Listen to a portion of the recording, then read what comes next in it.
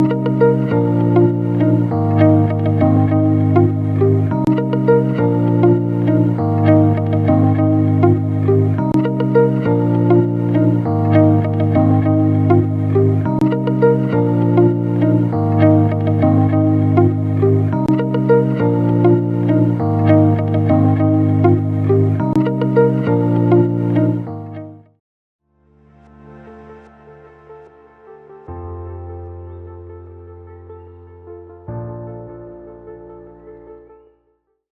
evening, all the ones present here. Today's topic is cardiovascular. It is a CCS session. And the faculty we have here is Dr. Arun Raja sir. He's a senior clinical fellow, critical care guy at St. Thomas Hospital, UK. Yes, sir, you can take over. Thank you. Thank you for the kind introduction. Getting some echo. Just give me a second. That's okay. All right. So yeah, as mentioned, so I currently work as a senior clinical fellow in UK, and yeah, congrats to everyone for clearing EDIC Part 1 and appearing for EDIC Part 2. You are in safe hands with Farz Academy, and with Farz Academy sessions on CCS and CBS based scenarios closely simulate EDIC Part 2, and it's one of the best courses available. I took a course with Farz Academy, and which helped tremendously in helping me pass the exam. So I'm very happy for you all choosing Farz Academy. So for this class, I'm trying to orient you for the EDIC Part 2 exam. So the most important part for passing EDIC exam is understanding how the exam actually works. So here we are focusing on a clinical case scenario. And for today's session, I'm kind of chosen a short topic, like short case. So in EDIC Part 2 CCS exam, there will be like 4 or 5 cases. It can be a combination of like 2 long cases and 2 short cases, or 1 long case, 3 long short case. It depends on the examiners basically. So each short case basically lasts for like 20 to 30 minutes. Long case maybe 40-45 minutes.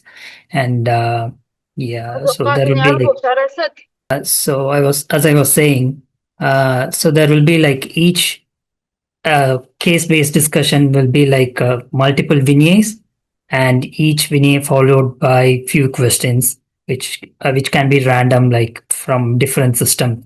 It can start with cardiovascular system, end in being like neuro, or like prognostication, end of life care. So it can involve like a real life case kind of discussion. So that's how I design my classes usually, and let's see how it goes today. And they will revisit some topics, relevant topics, when and then and there as required. And I will try and modify your answers.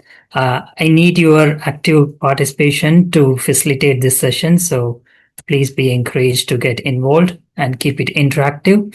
And yeah, use this like a mock-up exam and an opportunity for the exam to practice your answers. And that's when you can get to like get the real feeling of the exam and make use of it. All right, let's dive in.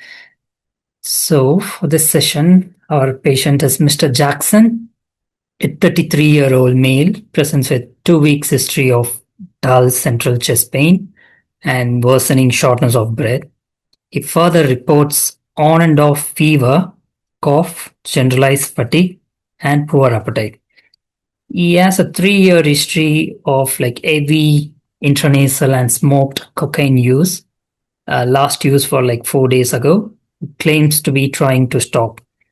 He has no other medical history, but recalls being told he had a heart murmur during school physical that was never investigated. So you are getting some vital signs. Temperature is 38.8, blood pressure 80 over 35, heart rate is 128, respiratory rate 28, SATs of 80 on room air, improves to 90% with non-rebreather mask, is cachectic and febrile as we noted. So on auscultation, there is a loud early diastolic murmur, and you are having bilateral crackles on lung auscultation. You also get a ABG, which is showing type 1 respiratory pattern. Lactate is 5 and base excess of -10. So who wants to start? So how do you like to proceed now? Any volunteers? You are the critical care physician being called to assess this patient. How do you like to proceed?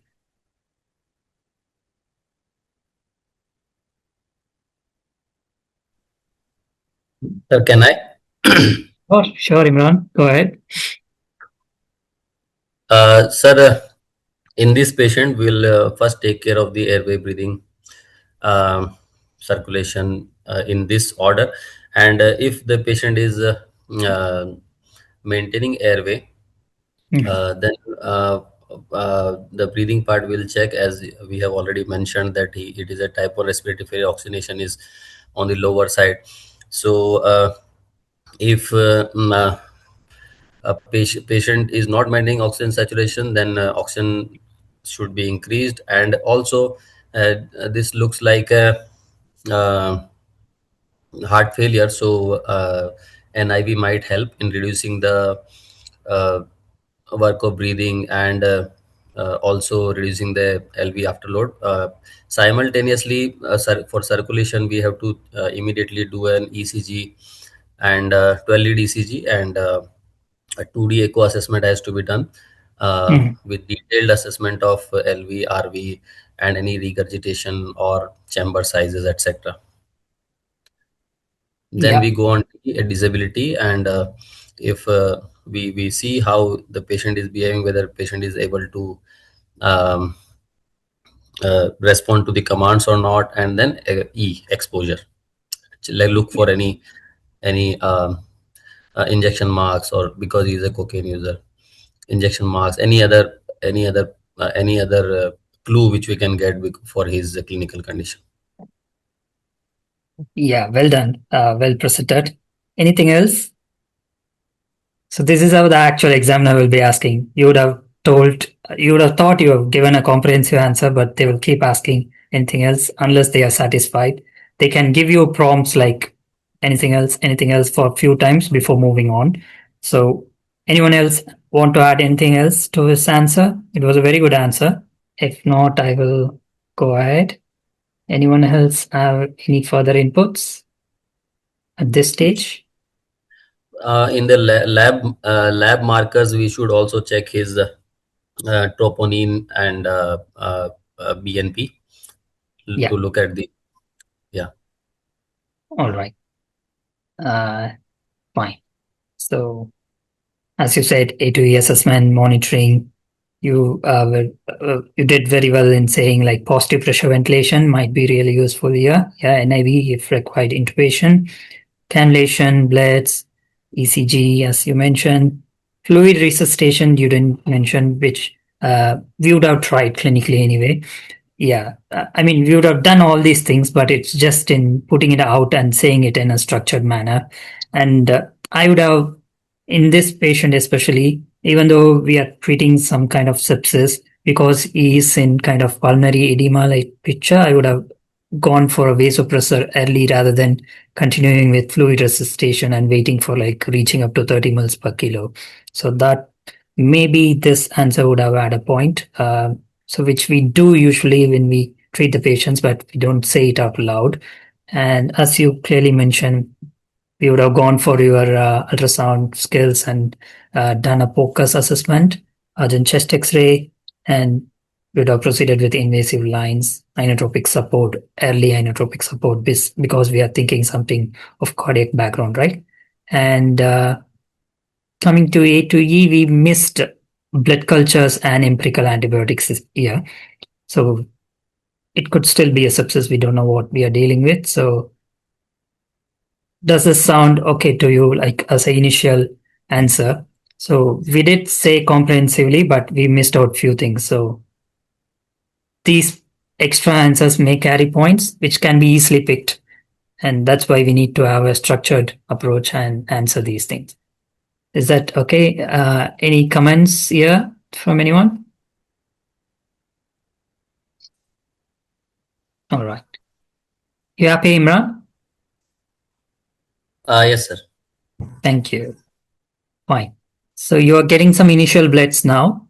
Counts is 18.5, CRP of 210, HB is fine, creatinine is elevated. So 12-lead ECG doesn't show anything significantly abnormal. Sinus tachycardia, chest X-ray is showing what we already know, like pulmonary vascular congestion, pulmonary edema, and cardiomegaly. And you do a POCUS. All you see is B lines everywhere. You are suspecting severe LV dysfunction, aortic regurgitation, and the aortic valve looks a bit funny. There is a small pericardial effusion. Now, what are the differentials we are dealing with here? Who wants to have a try?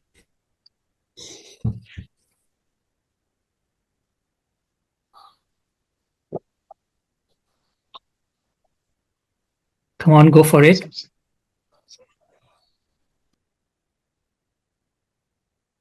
So, young male presenting with shortness of breath, severely hypoxic, find a murmur, and you're suspecting some severe LV dysfunction. What are the differentials here? This can be a case of Marfan syndrome where the patient might be having aortic regurgitation from the beginning when his school examination also showed it. Yeah. And Infective endocarditis. Who was that? Sir. Yeah, it's one of the differential. Very good. Yeah. Marfan's agreed. We could have been having this murmur long standing. With this clinical picture, how do you relate it? this murmur might, this regurgitation might have increased because of infective endocarditis, and Okay. so increased regurgitation leading to volume overload to the LV and subsequently failing LV with the increased size and severe LV dysfunction. Yeah. So main differential is infective endocarditis again with some valvular abnormality in the past, like because he had a murmur. Could be Marfan's. We don't. Yeah. Anything else? What else would you like to rule out or investigate for young patient, breathlessness, chest pain? ECG is normal, but as we said, we will look for troponins and BNP. What are the other differentials? Come on, time is ticking. Acute myocarditis is also one of the differential. Yes, excellent. Very good. For Yep. severe LV dysfunction. Mhm. Also, the What LV failure. was the other thing in history? He was a cocaine abuser. Can that Yeah, lead to this kind of presentation? yeah, it can cause a heart failure because of increased myocardial consumption because of tachycardia, etc. And I don't know whether it can do anything to the walls. Yeah. Fine. Anything else? You said like Marfan syndrome. What can be the aortic complications in Marfan's, which can cause aortic regurgitation? Any male or anyone with like tearing chest pain with severe AR and pericardial effusion? Yeah, it can be because of aortic dissection also. Excellent. So these are the main differentials we are looking for here. As we already discussed, we are strongly suspecting some infective endocarditis, and we discussed myocarditis, ACS. We need to rule them out. Aortic dissection is in the cards. Cocaine-induced cardiomyopathy, even cocaine abuse can present with like acute coronary syndrome like picture, or it can just simply be a septic shock from a community-acquired pneumonia. We think it's pulmonary edema, but it could still be a community-acquired pneumonia secondary to flu or and having a secondary septic cardiomyopathy, right? But because of this murmur, we are strongly thinking of infective endocarditis and our focus assessment. So, how do you like to investigate this further? Having these differentials, we already sent some basic investigations. Moving on, how would you like to investigate further?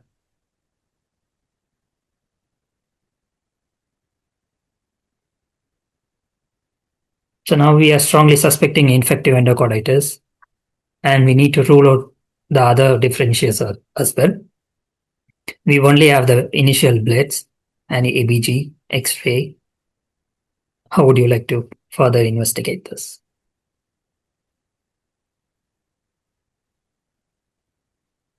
So for infective endocarditis, we have to send paired blood cultures from central line and from a peripheral site, that can be arterial line or peripheral puncture, and samples should be sent 12 hours apart again.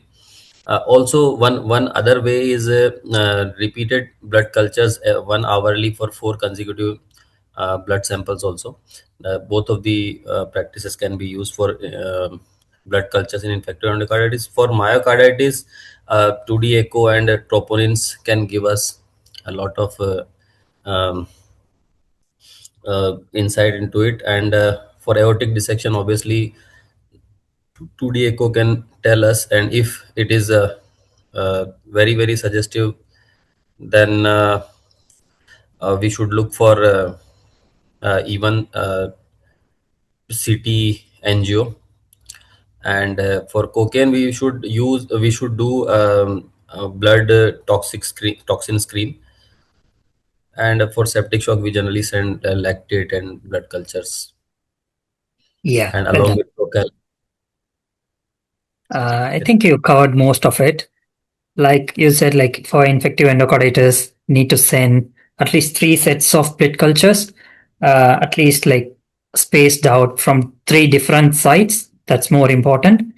And echo is very important to, as part of investigation for infective endocarditis, echo, even otherwise in this patient, because of the shock, we definitely need a formal TTE. We have just done a focus assessment. We are not like sure of the findings. So we need a formal echocardiogram by the cardiologist or echocardiographer.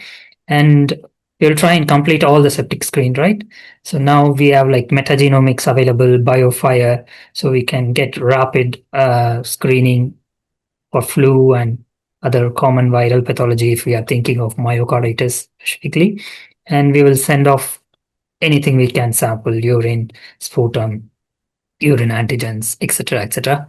And as you suggested, if the patient is stable enough to have a CT transfer, we can get a CT chest abdo-pelvis, since we haven't quite ruled out the source of septic. And we can again have a look for the infective endocarditis features in this patient, right? Fine. So what are the features, like external markers of infective endocarditis? Come on, John, are you there? I'm missing you, John. Yes, I'm around. Hi, John. Come on. Thank you, sir. Yes. I'm sorry I joined a little bit late. That's why I'm still trying to catch up. Okay, so we are just discussing about a patient like who is like 33 years old, who presented to ED with like shortness of breath, chest pain, which is acute in onset, like within 2 weeks, and he's a cocaine abuser, and he's presented in extremis like hypotensive, in type 1 respiratory failure, requiring like saturation was 80% on room air, and he's requiring non-rebreather. So we just went through the basic resuscitation, and our differentials have come to this stage like infective endocarditis or myocarditis, and we have to rule out like septic shock, ACS, and etc. So that's where we are now. Fine. Okay, So now the question was like, what are the features of infective endocarditis, like external features, which are kind of a minor criteria for infective endocarditis? Anyone in the room can answer. Yeah, go for it.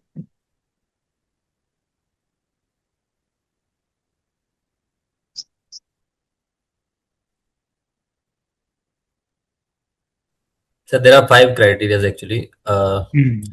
One is blood culture, which is not coming in the major criteria, Yeah. and then a fever, then Hmm. immunological phenomenon like Osler's notes, then septic emboli. Uh, that not septic emboli. It is Vascular. embolic phenomenon basically, and which is that the one which doesn't pain. The Osler's node is immunological, which pains, and the Mm. painless spots. I forgot the name, and last Hotspot. one is one Yes, more is go. there. Yeah. Yeah. Those were the highlights. We already discussed a few. So let's go through the major criteria. So initially we used to follow the modified Duke's criteria. So now European Society of Cardiology has recently come up with like updated guidelines with newer evidences. So this is what we are following now, 2023 ESC guidelines. And for this, so the blood cultures we discussed, we need to have a typical organism like strep, oral strep, strep caloliticus or strep bovis, staph aureus, Enterococcus faecalis, or ASEC, Haemophilus, Agricobacter, Cardiobacteria, Echinella, Kingella group. So these are the typical organism. We need at least two cultures from this, or any microorganism consistent apart from these organisms. And we have again two or more positive culture which were taken like 12 hours apart, or three or more cultures of like taken more than 1 hour apart. So apart from this, Coxiella burnetii is kind of an exception. Single positive culture is enough, or IgG titer of significance is enough. So these are the blood cultures. So this is one of the major criteria. And the other major criteria is echo or any imaging. So the one used routinely is the transthoracic echo. But if the transthoracic echo is negative and still there's a strong clinical suspicion of infective endocarditis, we should go for a transesophageal echo whenever possible. And other images are more useful in terms of like ruling out complications like cardiac CT and evaluating the prosthetic valves, specifically like PET CT and SPECT are useful in evaluating the prosthetic valve, not so much useful in terms of native valve endocarditis, but yes. So these are the new features they have added to the modified Duke's criteria in terms of imaging. So these are the two major. And as we discussed the minor, so one is history, predisposing condition. The patient is having like long-term line in situ or high risk of infective endocarditis like IV drug abuser or congenital heart disease, which has been corrected in the past. So these are the predisposing conditions. So that's one minor factor. Fever, just temperature of more than 38 is enough to count as a minor factor. Embolic phenomenon, it could be any embolisms like embolism in the lung, brain, spleen, liver, could be anywhere. And metastatic infection like spinal cord infection, spine, hip, or like remote uncommon infections which are metastatic, mycotic aneurysms, intracranial hemorrhage or complications. And one which we can see obviously in the palms and soles is the Janway lesions. I have a picture of that, we can have a look. And conjunctival hemorrhages, subconjunctival hemorrhages, or in the retina, rot spots. So the rot spot comes as an immunological phenomenon. And in the hands, immunological phenomenon like Osler nodes, which are painful nodules, and any culture positivity which is not meeting the major criteria.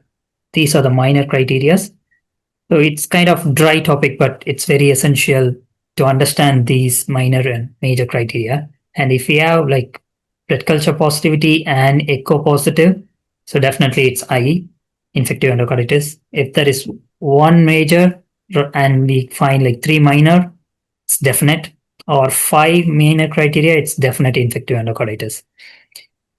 And possible we are not quite reaching the definite criteria, but still there is a suspicion. We are having some random like minor criterias, blood culture, query suspicion of echo features, like suspicion of infective endocarditis.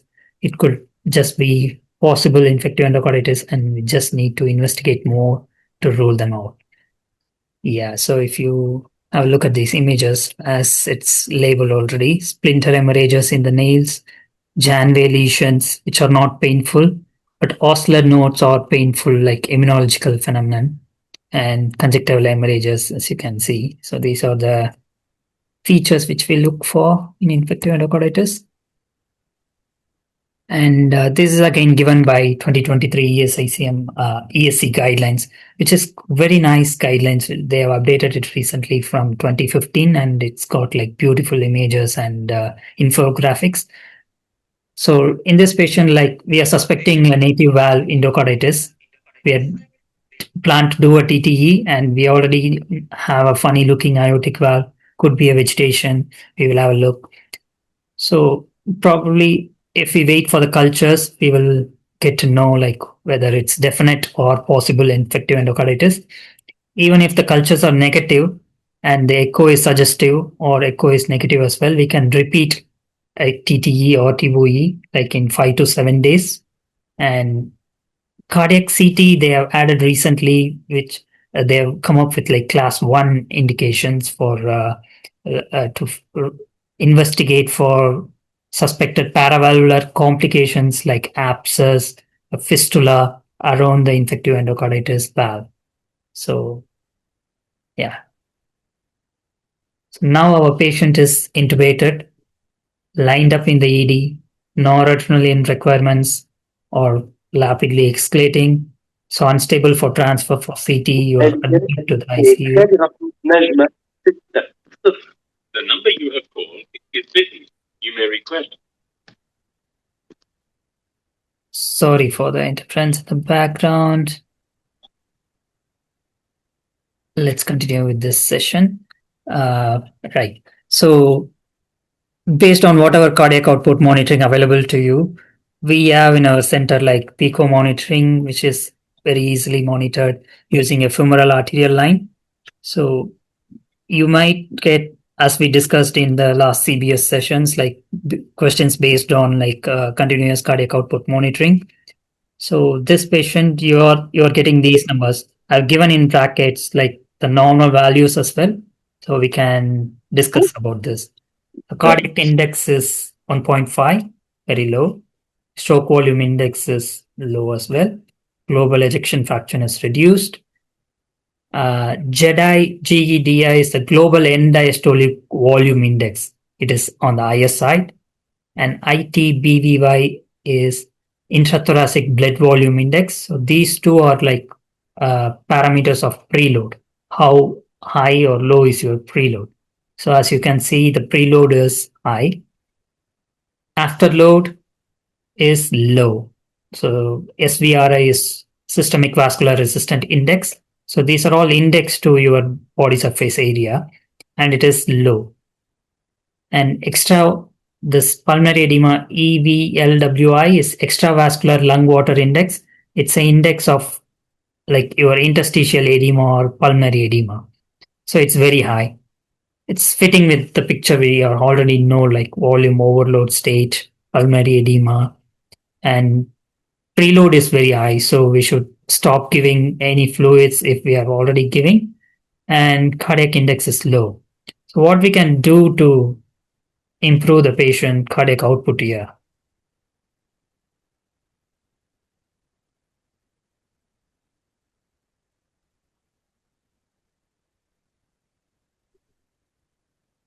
You can introduce ionotropes at this point in time. Yeah. Which inotrope would you like, John?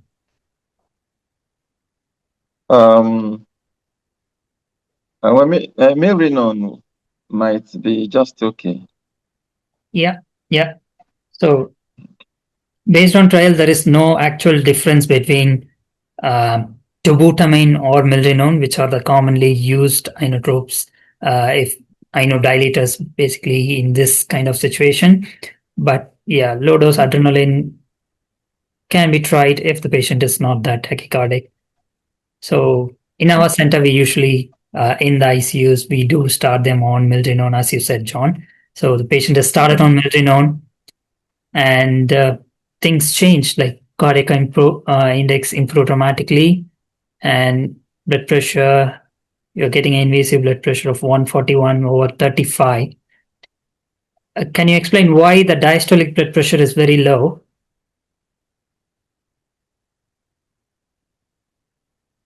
Yeah, because of the vasodilatory effect of milrinone. That is true. That is true. Anything else can contribute in this patient? Why is the pulse pressure so wide?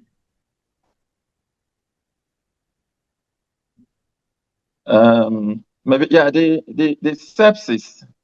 Sepsis also has a vasoplegic effect, which could result in this wide pulse pressure. Yeah, definitely. I just saw the messages from Pankaj. Thanks, Pankaj. I didn't notice the chat. I will have a look from now on. Yeah. Yes, sepsis, milrinone both can cause wide pulse pressure, low diastolic blood pressure. Anything else particular to this case? Mm, So, what is the murmur in this patient? Oh, my dear friend Najam is here as well. He says AR. Yes, of course.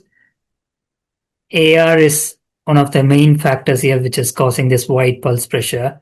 If you notice, okay. even the initial blood pressure was like 80 over 35. So he did have a wide pulse pressure even then. So AR significantly contributes to this patient's low diastolic blood pressure.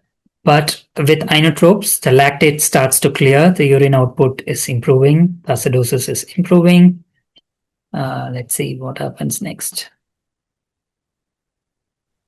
Sir, I just wanted to ask, Yeah. like SVRI is also low. So, Mm-hmm. before starting milrinone, should we think of getting the SVRI on the normal side, or we can still start? Like, because can milrinone cause problematic hypotension in these patients, in especially if the SVRI is low? So this patient, it's not only sepsis, it's also like the AR contributing to the low SVRI. So we need to take that into account as well. And and the patient is already started on noradrenaline with escalating doses. So we need to go maybe increase the noradrenaline doses, maybe add in vasopressin, second vasopressors, and even consider hydrocortisone because of increased requirements of vasopressors. But yeah, you are correct in thinking about like milrinone is going to worsen the afterload reduction and cause further hypotension. But the predominant picture here is low cardiac output, and we need to increase the cardiac index and cardiac contractility. Eventually, that helps this patient. So yeah, if the patient's blood pressure is baseline is very low, despite being on NORAD, I will be cautious in starting the milrinone. But if I have strong evidence like it's all related to low cardiac output, low contractility, I would still start the milrinone and see the effect. And if the afterload remains low, the blood pressure remains low, we have to think about like adding second vasopressors and escalating. Is that okay? Okay, sir. So now you are getting the formal echo. Excuse me, sir. Can Yeah. adrenaline be used in place of milrinone? Maybe low dose adrenaline. Yeah, you can use. There is nothing contradictory about that. But higher dose of adrenaline has its own complications. So that's a concern with arrhythmias. But low dose adrenaline is still being used by some consultants. It depends on what you're comfortable with. There is no strong evidence for or against it. Yeah. Any experts on the group? Uh, Even if you're not, you may like see what's happening here.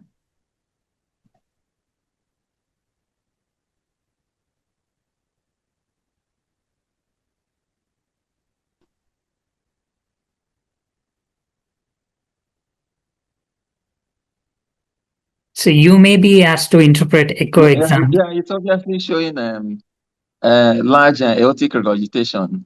There's this mosaic pattern in the ventricular outflow tract. Yeah, nice. This is a patient I actually scanned. It's an actual scenario which I included for this case. So let me explain. So you may be asked to interpret like simple echo videos, like which are really obvious when you look at it in either CBS or as part of CCS. So you should know a bit of basic echocardiography for this exam. All right. So if we have a look at this parasternal long axis view, so what's striking is the left ventricle is severely dilated and aorta is quite dilated as well, aortic root, and you can see this structure coming in and out of the where the aortic valve is supposed to be. So that's the aortic valve endocarditis with a large mobile vegetation. And when you put color Doppler, so I've just passed it in systole. Let me try and pause it in diastole. So all the Doppler, like turbulent flow is you're seeing. Where this should be positioned, and I'll be discussing a little later. So this is how it looks in the real time. So this is the arch of aorta, descending aorta where your balloon is. Dr. Jitendra, if you can make it in the Zoom, like your slide. Sorry, sir. Okay, yeah, now it is better. So this is the console's picture, the display picture. So the top one is the monitor of your console. So the top green line is your ECG, and you get the heart rate from the ECG. Next, you have your arterial waveform, and next below that arterial waveform, the one in yellow is your arterial I'm a bit waveform. confused. Different colors. Aitam, are you answering Next, below here that or? in blue is your baby inflation waveform. So the balloon pressure. That's much better. I think he's giving a lecture on his own. But yeah, so yeah, I paused this video in like diastole, and you can see the regurgitation jet during the diastole, which is the severe aortic regurgitation. So as you can see, the regurgitation jet is almost filling the entire left ventricular outflow tract. So which in itself says it's like torrential, not even severe. And there is a large coaptation defect resulting in this like free flowing severe aortic regurgitation. So that's why the patient is so unwell. And the fact that is the LV is quite dilated suggests some element of chronicity to it. So we know this patient has been having murmur since ages, but the acute event like infective endocarditis has happened and caused him to decompensate. And this is a really nice picture of the short axis view of the aorta. So usually how many cusps does the aortic valve have? 3.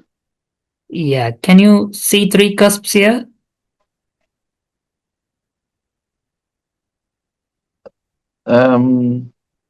They're not very distinct. Yeah, so this patient is having a bicuspid aortic valve, right? So that's why he has been having this murmur since childhood, and that's why he is predisposed to infective endocarditis as well. Probably this abuse has nothing to do with the infective endocarditis, and it's just he is predisposed because of his bicuspid aortic valve. And we can also appreciate the mobile vegetation at the tips of the aortic valve. Any questions about this echo?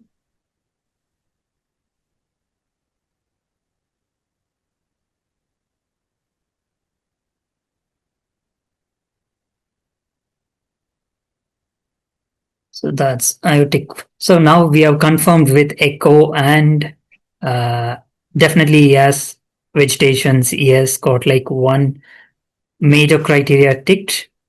So we are strongly thinking about infective endocarditis. So this is the report of the echo, like LV is severely dilated, globular appearance suggesting long-standing volume overload. Ejection fraction has improved remember the previous focus was severe LV dysfunction, but with milrinone, this ejection fraction has improved. But with this dilated and AR, we are thinking of severe volume overload state in the background. And there's a torrential AR with bicuspid aortic valve. Almost the entire aortic cusps are engulfed by the large mobile vegetations. And if you look closely here, there is some echo-free space, and I didn't include the color Doppler in the short axis view. There was a suspicion of fistula or like abscess around the aortic root as well. So this is the report, and the blood culture report have come back, and it's showing growth of Staphylococcus lugdunensis in 2 cultures. Any significance of this organism in particular?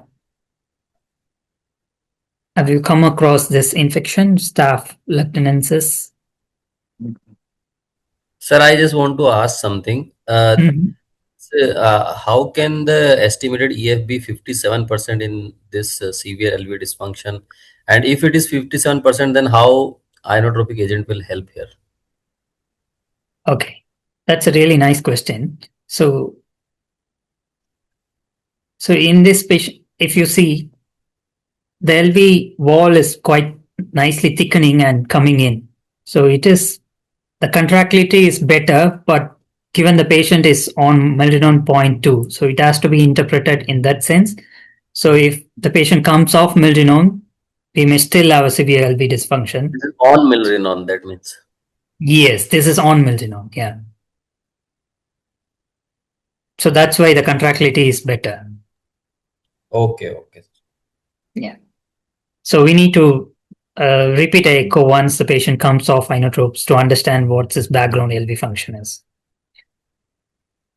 But this can happen, like this is a real life case. So the patient indeed had a severe LV dysfunction, but with the effect of inotropes, he is quite young, so he is quite responsive to the inotropic agent, and his ejection fraction is improved.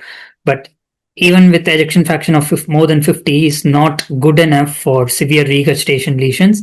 You expect it to be more hyperdynamic if the LV contractility underlying was fine.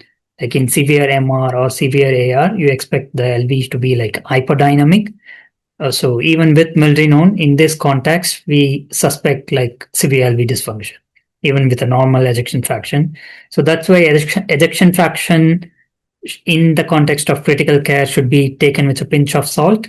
It's highly variable with the loading condition like preload, afterload, your regurgitation lesions, presence of inotropes. So you can monitor it serially, but you cannot just take it on the face value. Just with the ejection fraction, you cannot decide the LV function. Yeah. Happy? Yeah. All right. So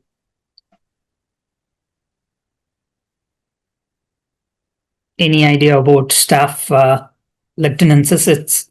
Its pet name is slug, like SLUG, slug. Similar to when we say like in a community acquired pneumonia with a Staph aureus, there is a very virulent variant, right? PVL variant of Staph. So Staph lugdunensis in the context of infective endocarditis, it's a very virulent organism. It comes under the coagulase negative Staph, which is usually taken as a contaminant unless it's like positive in 2 cultures or subsequent cultures. But when we are suspecting infective endocarditis, these organisms can cause severe valvular destruction and cause like perivalvular complications like abscess or fistula and metastatic infection. So that's why it's very significant. And whenever we get like suspicion of Staph lugdunensis infection, we should always be looking for valvular complications very closely. And thankfully, it's not resistant to multiple antibiotics. So we use the same antibiotics like we use for any case, but just the virulence is more. That's the significance of it. Fine. So what do you want to do next? So we have confirmed the infective endocarditis here.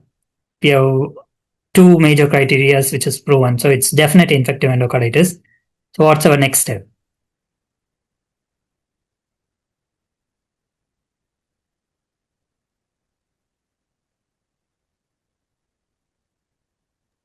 Medical management is the primary mode of treatment, except if there are immediate or urgent indications for surgery. Yeah. And yeah, so immediate indications are infective endocarditis causing significant valvular regurgitation and leading to cardiogenic shock. Mhm. That is one. And there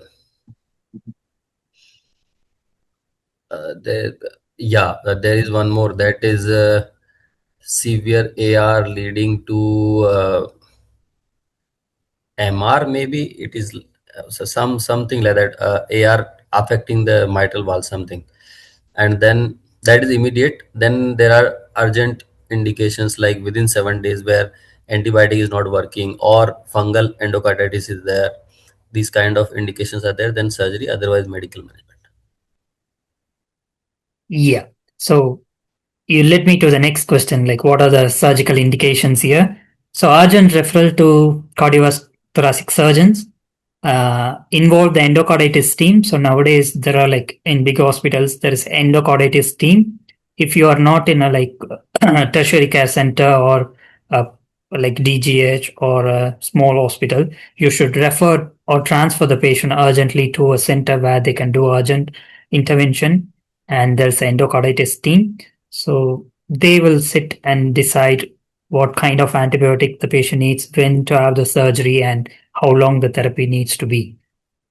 Yeah, I can see in the comments which says the same. Yeah.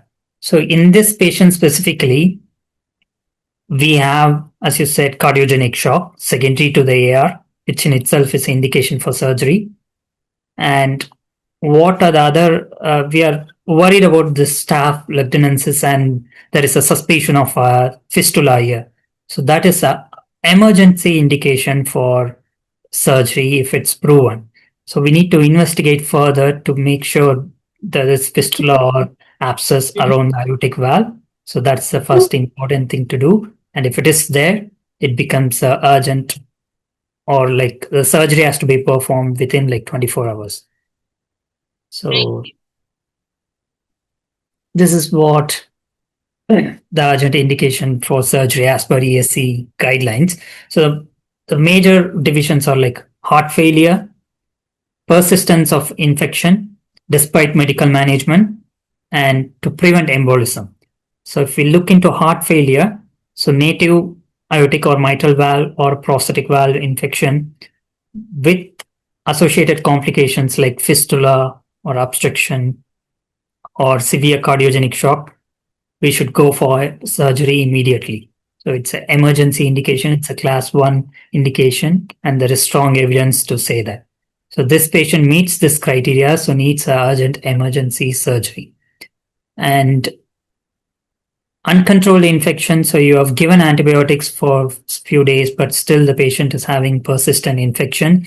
You are still getting like persistent blood culture positivity, then we should rediscuss surgery and expedite the surgery as much as possible.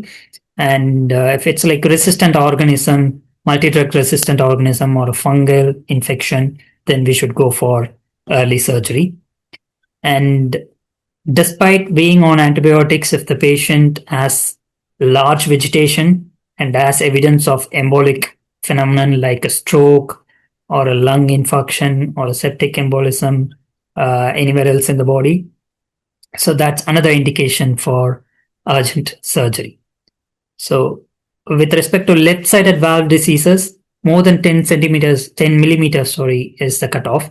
For a right-sided, it's more than 20 millimeters with complications. That is the cutoff. Isolated vegetation without any complication, if it's like very big, like more than 3 centimeters, then again, we should consider for surgery. So it has got like complex indication around the antibiotics and the surgery. That's why we always need a team, like multidisciplinary team, to decide on who gets to have the surgery first, on when and how long, and which antibiotics to choose. It should be a team-based decision rather than just the ICU clinician looking after the patient. So the endocarditis team approach, that's why it has like good outcomes, and it's usually recommended by ESC as well.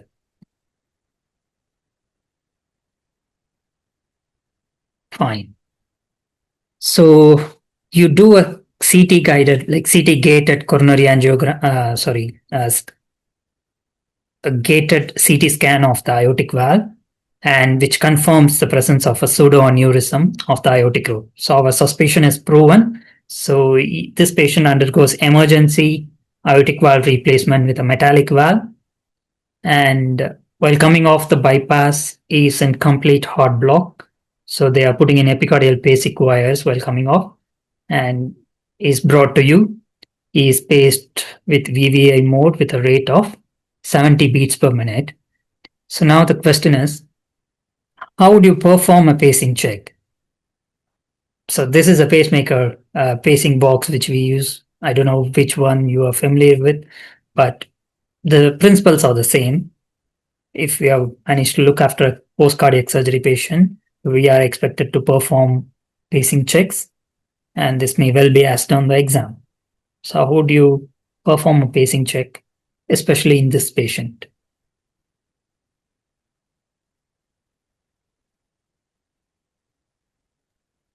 We basically want to see the capture of the pacing, and for that we keep the pacing rate of around 90 to 100 initially, and uh, keep the output like the millivolt uh, at the maximum, and then we come down gradually, and keep on looking for the captured beat, which is basically in the monitor. Also we can see the which one is the paced rhythm. We can see the electrical uh, impulse there, and also the wide QRS paced rhythm can be identified easily. So if those rhythms are keep on coming, then we reduce the amplitude gradually, and we look till where the uh, missed beat is there, like missed uh, uh, capturing is there, like when the pacing is not happening. So when the pacing is not happening, that is our threshold amplitude, and we keep double of the threshold amplitude to pace the patient. Very good, very good. Yeah, obviously you have done pacing check. And before doing this step, what would you look for?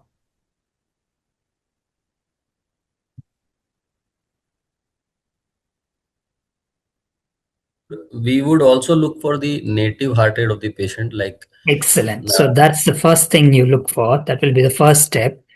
And then you do as you say. Yeah, everyone happy with what Imran explained? I'll go through it again, but Yeah, please go through. It wasn't quite clear. Some of us have not had the privilege of sure. working in cardiac units. Mhm. We will discuss it. We will discuss it. Don't worry. Yeah. Pankaj, I didn't understand your Okay. message. Are you saying like ask your question or?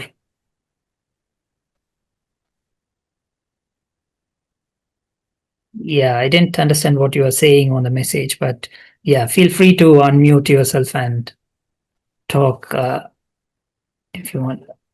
Sorry, was asking recent. Okay, you were asked about this in the exam. So there you go. So this is an important question then. So how do you perform? So first thing first, underlying rhythm needs to be checked. So if the patient, this patient, for example, is having a complete heart block, right? So he is pacing dependent basically. So all you can see in the monitor is the pacing rhythm, and with a pacemaker spike followed by a ventricular spike because he is just VVI paced. We will go through ECG in the next slide. So how do you check the underlying rhythm? Imran, if you're there, how do you check the underlying rhythm? Sir, we keep on reducing the rate of the pacemaker, and till the time when the patient is in his or her own rhythms. There we can see what is the native electrical activity of the heart, like Yeah. whether it is normal or bradycardia or any heart block is there. Yeah. So currently the patient is paced at 70 beats per minute. So if we look at this top column, this is the rate. So we can just reduce the rate to like in counts of 5, which I usually do, and give it some time and keep having a look at the monitor, and do explain the nurse or seniors on the unit that you're doing this, because this can cause a cardiac arrest on its own or hemodynamic instability. So you keep reducing it gradually to like 65, 60, 55, 50, and keep having a look at the monitor if there is like patient's native rhythm without any pacing spike having any QRS or A waves happening. So you can drop up to like 40 safely. If you have dropped till 40, still the patient is completely pacing dependent, no spikes on the wound, it's a bit risky to go down further. But if the patient is hemodynamically stable, you can have a try. But I wouldn't usually go below 40 or 35. If the patient is borderline hypotensive or hypotensive at that time, I will stop that. So if the patient doesn't have any underlying rhythm, usually it's not safe to go for further testing. So I would just avoid doing the capture threshold or sensing threshold. So if the patient is having underlying heart rate like 50, then I would be happy to do a capture threshold or sensing threshold. Okay. So this is how you check the underlying rhythm. We will go through the ECG in the next slides. Then, so once you are happy with underlying rhythm, then you can do the other checks. We will discuss about that. So if you have a look at this ECG, so these are the pacing spikes. So this you can get on the 12-lead ECG or even on the monitor, multi-para monitor, whatever you are having. Can you guess like what mode of pacing is happening in each ECG? Like what is happening in A, B, and C?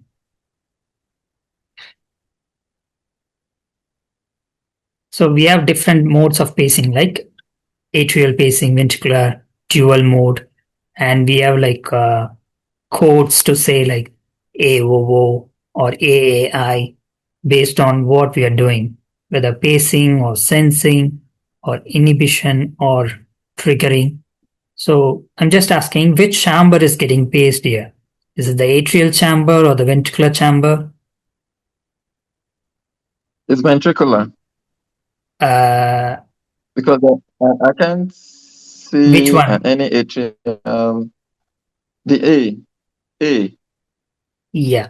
So if you see the pacing spikes come before the atrial wave. So this means this patient is getting atrial paced, right? So you are getting the pacemaker input followed by a P wave and then followed by a native QRS. Here there is no pacing spike. So it is just atrial pacing here. Whereas here you're not seeing any P waves at all. You are getting a spike from the pacemaker followed by a wide QRS. So this is a ventricular spike, and here you are pacing only the ventricles. So for example, in our patient, this will be the waveform you will be getting on the monitor, because we are pacing only VVI and there is no atrial underlying atrial activity, or if it's there, it's going to be very slow. So that's why, so this is what we will be getting for our patient. So here I will just keep reducing the rate to like from 70 to 60 and see if the patient is having any breakthrough QRS, which is a patient's own rhythm. And coming to the C, this is what we call as DDD pacing or dual pacing. So the patient is having both a atrial spike followed by P wave, then a ventricular spike followed by a QRS, right? So this is dual pacing. So this is how paced rhythm look on the monitor. So this contributes to the first letter of the code. Usually we use 3 letters like AAI or VVI, because the first letter contributes to the chamber which is paced and the second letter contributes to the chamber which is sensed. So Sensed. patient's own rhythm, whether it's detected or not. So that is the second letter. And third letter, what the pacing box is going to do when it senses atrial, patient's intrinsic atrial or a ventricle. Whether if the patient has an intrinsic atrial wave, what will happen next? Whether it's going to inhibit or stop the pacemaker from functioning, or the pacemaker is going to give a rhythm or not. That's what the third letter means. So usually we say like VVI means first letter is V, which means ventricles is paced. Second letter means ventricle is sensed. So if the patient has a own ventricular rhythm, it should sense it. And I is inhibition. So in this patient, if the ventricular, you have set the pacemaker at like 70, right? 72. If the patient's intrinsic pacing rate, like ventricular rate, is becoming more than 70, it will inhibit the pacemaker from functioning. Patient will have the own rhythm, intrinsic rhythm. So that's what it means. Is that clear? Yeah. Fine. Yeah. Cool. Right. So here we have some problems with detecting the some problems with pacing. What do you think is going on?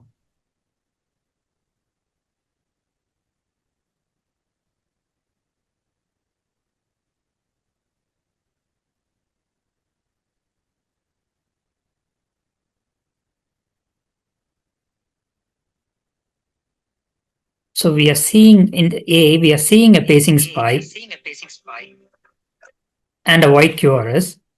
Here again there is followed by a QRS. And there are no pacing spikes, but the patient is having own rhythm. So what is happening here? Failure to capture. Like the no, but the pacing spike is also not there. Exactly. The failure to capture is here. So there is pacing spike, but there is no followed by a capture. So this is loss of capture as seen in the B. There is pacing spike, but there is not followed by a QRS. But here, what's happening is there is no pacing spike. It's either failure to pace, pacemaker is not working, or you have reduced the rate to like less than. So this is how, if you are reducing the rate on the pacemaker and checking the underlying rhythm, this is how it will look. So the patient, if you have reduced the rate from 70 to like 20 or something on the pacing box, the patient is intrinsic rhythm is there, but it's very slow. So this is how it will look. So it's either failure to pace or you're checking the underlying rhythm. So this is loss of capture, as you said. Can you see what's happening here on C?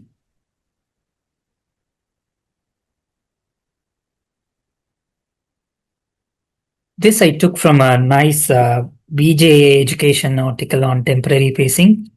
It was really nice. You should all go through it.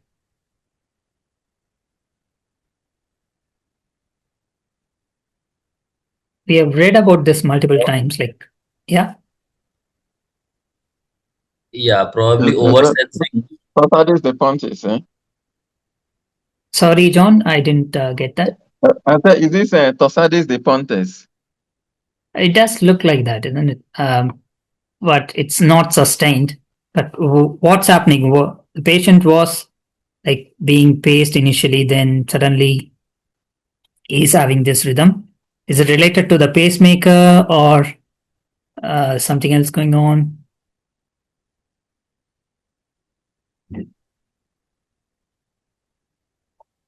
So this is what we call as like R and T phenomenon, which is causing a ventricular fibrillation. Don't know if somebody has answered that in the. Yes, Najam has answered that brilliantly. R and T phenomenon. Yes, that's correct. So the pacing spike. So pacing spike happens when the time of T wave occurs. So patient gets disturbed with that and goes into like non-sustained VT.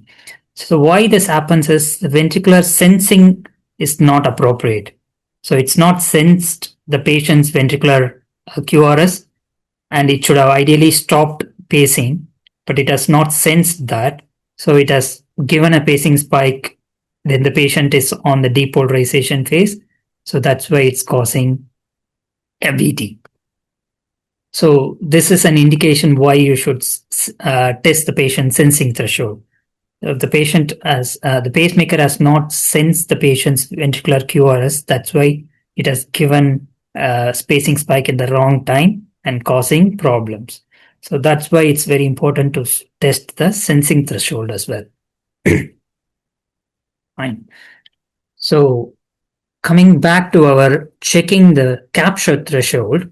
So this is how you do it. If there are like both ventricular and atrial wires, you just disconnect the atrial wires or turn down the atrial amplitude very low. So you are basically focusing on the ventricular thing. And so we need to make sure the patient is paced first. Like if the patient's intrinsic activity is like 50, make sure you increase the pacemaker rate to like 60 or 70. Make sure they are paced first. Then you can start reducing the ventricular amplitude. So here you can see this is the atrial sensing, atrial stimulation, ventricular stimulation, and ventricular sensing. So this 8 millivolts is what the amplitude we are giving to the patient. So currently we are giving 8 millivolts and the patient is having a pacing spike followed by a QRS, right? So now you are slowly reducing the using the knob to like 7.5 and check whether it's followed by a QRS. Reducing to 6 followed by having a look at the monitor if it's followed by a QRS. So at one point your pacing spike is going to be there but not followed by a capture, or the patient will have a QRS which is intrinsic one, not followed by a pacing one. So that's the point when you are losing capture is the capture threshold. Supposedly this patient is losing capture at 3 millivolt. So that's the capture threshold for this patient. And for safety, we always double the amount of capture threshold, like ventricular pacing which we are delivering. So we will set the ventricular pacing capture threshold for this patient. If it's 3, we will set the pacemaker at 6 for safety. And we need to monitor that capture threshold like once in a shift or once a day to make sure it's not worsening because it is just epicardial pacing wire, right? And as the patient heals or there is inflammation around the epicardial pacing wire, the threshold can increase. And if the patient is like pacing dependent, like in this patient with a complete heart block, if the pacing thresholds keep going up and up and up, it's going to be harmful for the patient. Sometimes he may lose capture and lose cardiac output and have a cardiac arrest. So that's why we need to check the capture threshold. And if it's like worsening, either we need to get a patient a permanent pacemaker or replace the epicardial pacing wire at least. So that's why it's important to check the capture threshold. So now you have checked the capture threshold. How can you check the sensing threshold? It's the same methodology, but it happens in the reverse way. That's when things get slightly confusing.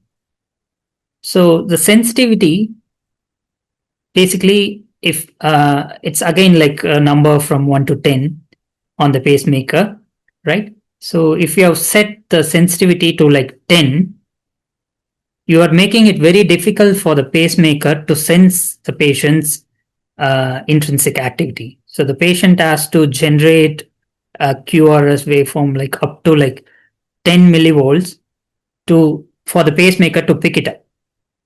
Yeah. So if you are increasing the number, you are making it less sensitive or making it difficult for the pacemaker to pick up the patient's activity.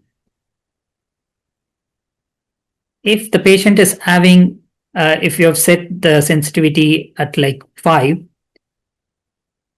you are able to pick up like all the rhythms if the patient intrinsic activity is like more than that.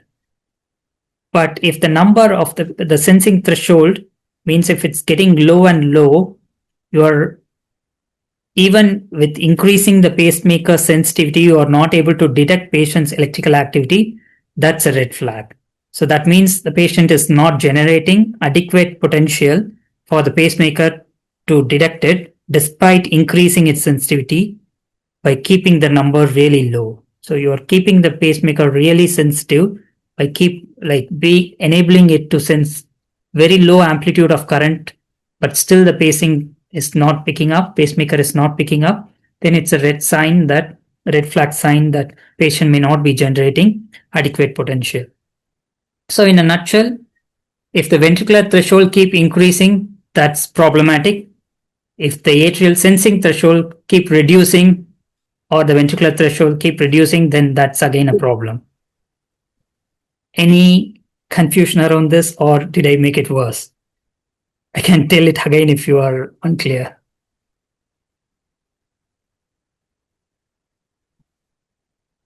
Did you get this concept?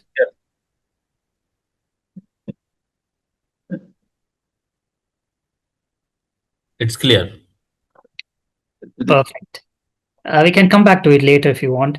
So let's move on. Yeah, we'll appreciate. The concept of the sensing threshold appears confusing to me, but I understood the capture threshold. Yeah, main thing is if you understand the capture threshold, it's the opposite for sensing threshold. Just you can keep it that simple for now. Yeah. Okay. Yeah.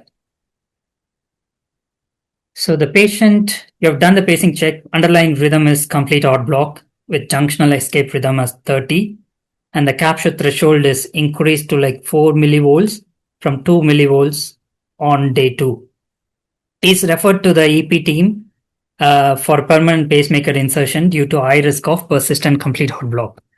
So usually we wait for like up to 10 days sometimes if we think the patient will recover from the heart block. And most of the times it's because of the surgical handling, the edema of the sinus tissues and the conduction pathways which is causing this heart block. But if there is a suspicion that the AV node or bundle of hairs is going to be permanently damaged, then there is no point waiting and we should go for a yearly permanent pacemaker insertion. As in this case, he is at high risk of AV block because of his anatomy, aortic valve infective endocarditis and suspicion of an pseudoaneurysm or abscess around that. So he's at high risk. So he should get a permanent pacemaker inserted as soon as possible. So he's being referred to that. However, unfortunately, few hours later, there is an emergency buzzer goes off on this patient by the bedside while they were doing a roll, and the patient has lost cardiac output. Patient is in cardiac arrest, asystole. You are the doctor on the unit. How would you proceed?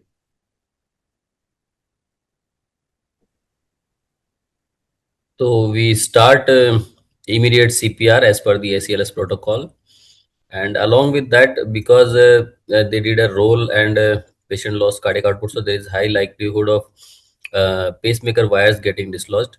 So during CPR, we must immediately put a temporary pacing and try to pace the patient. Yeah. Anyone else?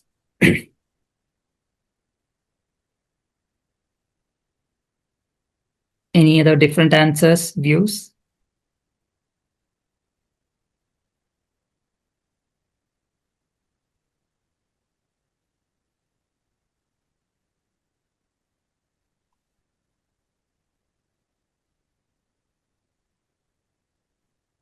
Well, as soon as there's return of spontaneous cardiac activity, you can use percutaneous pacing for now until the cause of the loss of pacing is determined. Yeah, that's accepted. Yeah. we can try external pacing if the pacing wires doesn't work. If reconnecting the pacing wires, yeah.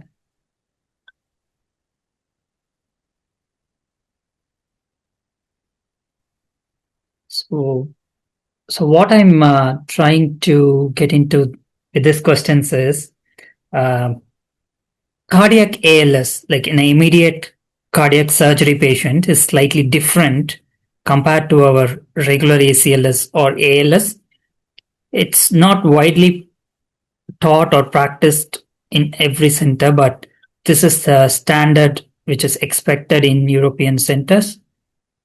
So what we do is a slightly modified algorithm. We do a cardiac ALS, and instead of jumping on doing CPR, initially we need to have a look at what's the rhythm. Like in regular ALS, whether if it's shockable rhythm, we try to deliver the shock, and instead of a single shock, we stack like up to 3 shocks. So if it's a VF or VT, we just give them 3 shocks and see if it's reverting or ROSC is achieved. If not, then we will start the CPR. But initial 1 minute, we don't try to jump on the chest and short CPR. Okay. If it's asystole or pulseless electrical activity, as Imran said, we can troubleshoot the pacing wire first, see if there is any disconnection, see if it's like definite asystole in the first place, confirm whether it's a cardiac arrest or not, and then we can see if the still pacing box is not working, patient doesn't achieve ROS, we can consider external pacing with CPR. So if it's pulseless electrical activity, slightly different. If the patient is being paced, we should turn off the pacing box and check the underlying rhythm, make sure it's not VF or any shockable rhythm. Then we can decide whether the patient needs a shock or not. So these things has to be done first in an immediate cardiac surgery patient. Apart from like our routine ALS, where we look into the airway and breathing, like make sure the patient has a patent airway, the endotracheal tube, if it's there, it's in appropriate position, turn the oxygen to 100%, switch off the PEEP, take to bag and mask and ventilate, look for the complaints. If there is suspicion of pneumothorax, we can do a needle decompression. While we are doing all these things, if we are not achieving ROSC at the end of like a minute, we should start CPR and follow the regular protocol. And one thing which is different here is we should try and avoid using adrenaline. Even for a routine ALS, the role of adrenaline is being questioned. I don't know what's the future going to hold for epinephrine. So definitely in cardiac ALS, we should try and avoid giving epinephrine. Even if we give, it should be given by a senior clinician's decision and given in a titrated manner, not as a 1 gram bolus, right? And the cardiac surgeons need to be informed as soon as possible. So in our hospital, when the cardiac ALS arrest call is put out, it automatically goes to the cardiac surgeons, and they will be coming to the scene as soon as possible. And any cardiac surgical units have a chest opening trolley, so they can do restenotomy as soon as possible and try and address the problems. So what's a common cause of cardiac arrest in a post-cardiac surgery patient, which immediately improves with like chest opening? Is a pericardial tamponade. Exactly. So that's what the commonest, right? That's one of the common reasons, and it improves immediately with even like just removing some of the wires, it improves. So that's what we are looking to rule out. But so the pacing has to be like troubleshooted in the first instance, or if the patient has a shockable rhythm, it has to be shocked before jumping on the chest and starting CPR. Is that okay? Clear with this topic? Pankaj has the question for reference. I think it's for the pacing. The reference is BJA education article regarding temporary pacing in, I think, published in 2023 or 2025. I don't remember, but it's a BJA education pacing guideline, which is really nice. So As Imran said, the pacing wires were dislodged, and fortunately, patient achieved ROSC immediately. Permanent pacemaker was eventually inserted, and the patient gets extubated, makes excellent recovery. So, what are the patient's long-term medical needs? What are the ongoing rehab needs? Now the patient is nearing like step down to the ward, but what are the needs he needs to have like on discharge, or what are the further advices which we need to give him, education which we need to give him, especially in this patient?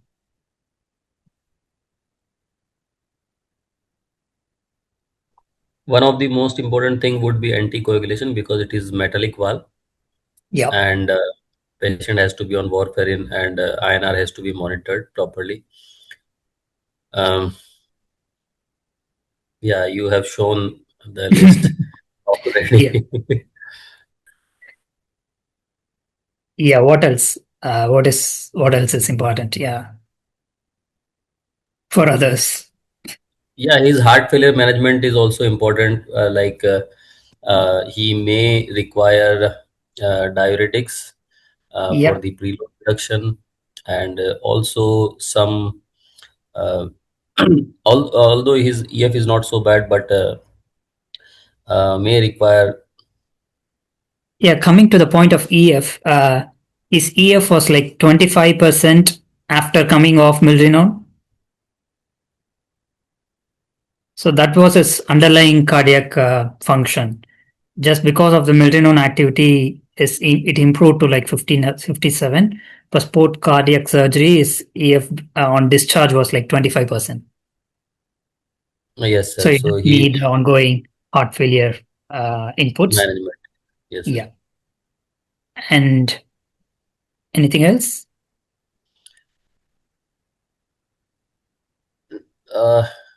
He also needs a pacemaker, which is already there, which has been put already.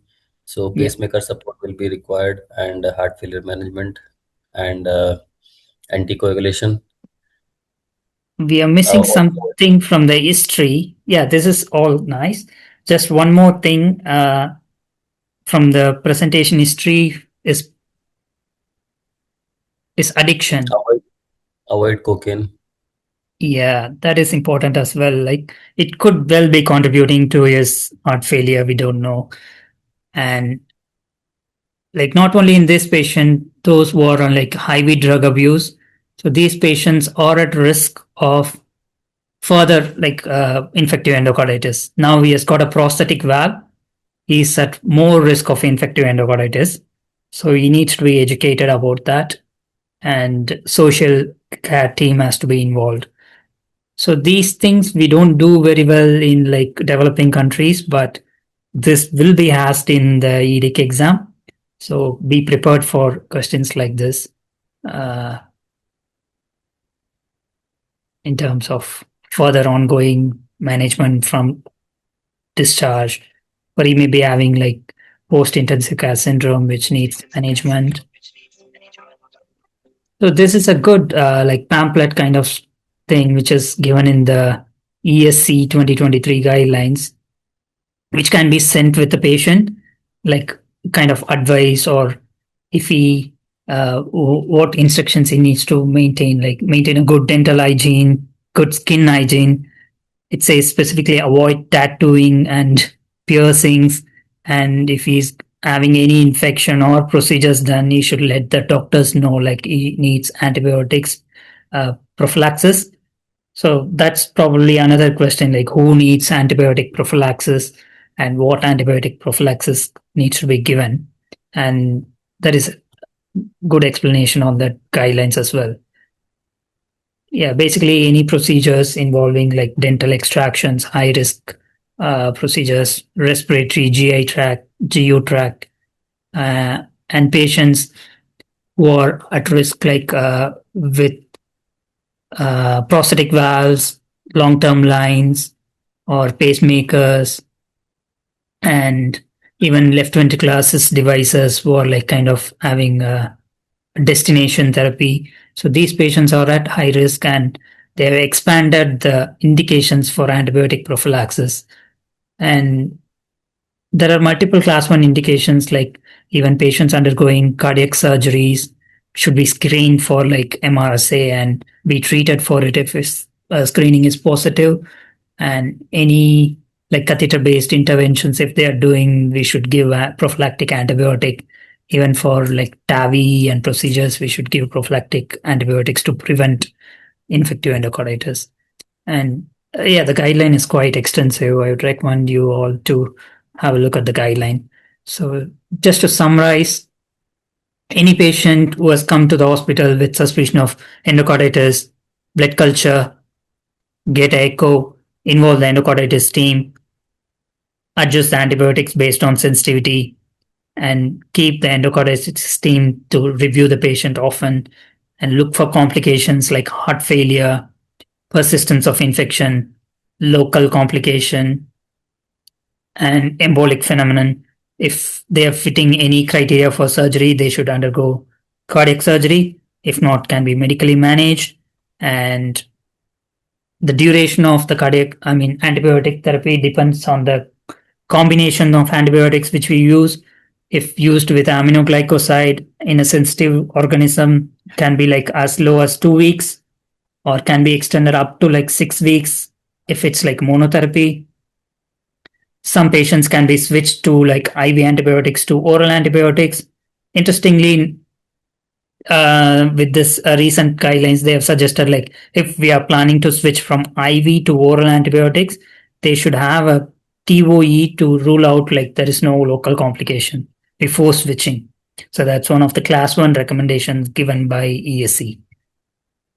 I don't know how often this happens, but this is the recommendation they have given.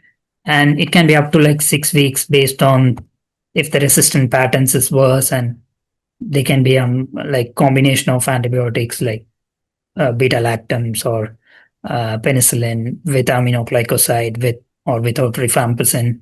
And the guideline is quite extensive based on the organism. I cannot cover everything here, but that's the gist of it. I think that's the end of this session. Please do share some feedback. I know they will send you a message on WhatsApp, but this will be helpful for my portfolio as well. So do share the feedback. And if there is any questions, we can go through again. If there is anything you need to review, we can have a look. Thank you, sir. Thank you, all the students. Thank you.